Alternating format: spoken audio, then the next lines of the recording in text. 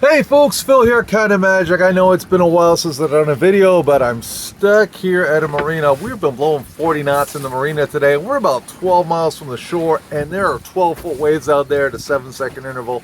There's no way I'm going out. So we're waiting a few days until we can get out of here, but I thought I'd make a quick video just about some useful stuff. So in my mail today, I got this little package.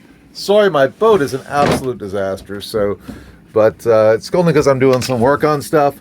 But I got this little box in here, and I wanted to show it to you because this is going to save a lot of people a lot of headaches. Now, I have said when you go cruising, and especially if you're a couple, you need certain things to make you happy. You need a decent propane stove, but forget that right now. The most important things we discovered when we were cruising is a windlass and a friggin' autopilot, because darn it, if you don't have those things, your wife's going to be unhappy. I mean, I do it if I was single-handing. I understand there are people out there that are going to be like, I'm a purist. That's fine if you're going for that, but if you have a little bit larger boat, 100% you need a windlass. Now, we put our windlass in. I actually did it on the water, and we don't have foot switches. We have a switch in the cockpit, you know, the up and down switch, but generally it's Michelle at the front of the boat lowering and raising the anchor. So I got this in the mail today, and this is my replacement after 7 years. The old one gave up on me, and here's the old one. Actually, here it is. And actually I had two of these. The one rusted right out in the battery compartment. This is a winch remote control. These things cost, this one costs $15.95. What you get is you get your controller with your wires, little antenna there, and you get two remote controls just like this for up and down. Honestly, 6 years I got out of the last one. Okay, last one actually I overpaid for. I paid $19.95 for it. This one I got for $15.95. It's exactly the same thing, just with a different style remote. This thing hooks right onto your solenoid, onto your windlass solenoid, and now you have remotes. So when Michelle goes up front, she can raise and lower the anchor. It's just an on-off switch to turn the remote off and on, up, down, just like that. So instead of expensive foot switches or expensive lewmar stuff, and let me tell you about lewmar. Lewmar does not stand behind their warranties. Now, fortunately, I bought most of my lewmar stuff at a West Marine. West Marine does stand behind their warranties. So I am not a big fan. I'm being a Brit. I thought buying lewmar stuff, I'd be buying quality. I gotta be honest, I've had to have that entire windlass replaced. But anyway, this, and not because of anything I did, it was the coupling. They've got this fast connect coupler thing to hold the motor onto the actual windlass part of it, and honestly, it failed. It wouldn't tighten up, and then the studs loosened up and broke. And when I said, okay, well, can you just send me this part? I can replace it. Lewmar said we don't sell that part separately. I only had one option. That was to go back to where I purchased it, would have to be West Marine, and get the whole windlass replaced, which was a great expense, which was not needed. Anyway, but these little guys, $15.95, hooks right on. And my last one, like I said, it looks exactly like this, just with a different style remote control. Lasted 6 years. Makes life happy, makes your wife happy, makes being the person who's dropping the anchor happy.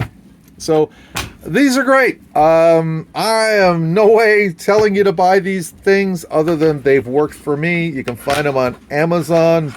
I'm not going to put a link below because my channel is 100% not monetized. I don't make a thing when you click on it. So that's a couple of things. The other thing I want to go over later is a circuit that I had to make. And the only reason I'm not showing it right now is because I don't have the diodes where they need to be on it. But what it does is it turns on my DC to DC charger only when the oil pressure is up. Now, why is that important? Well, do I want to be starting my motor and immediately have my DC to DC charger trying to draw 30 amps off the starter battery? No. And do I want to have a manual switch, which I dealt with for a year, to turn off and on the DC charger? If you forget, you're messed up. Your lithium battery is going to destroy your start. Well, it's going to take all the power out of your starter battery. So I built this little circuit, and it's been working for, I don't know, 3 years now. And basically, it's a relay that I got from AutoZone, and two diodes that I bought up, like a pack of 20 diodes off of Amazon for like $5. And one day I'm going to go over how to wire it in. So what it uses is the oil pressure switch. And so when your key is on and your oil pressure comes up, right? You know, when you turn your key on, you hear that beep and the little light comes on for oil pressure, but then as your engine runs, it shuts off. Well, as soon as it shuts off, that starts your DC to DC charger. I have a Rhenology 30 amp DC to DC charger. So I'm going to go over that later.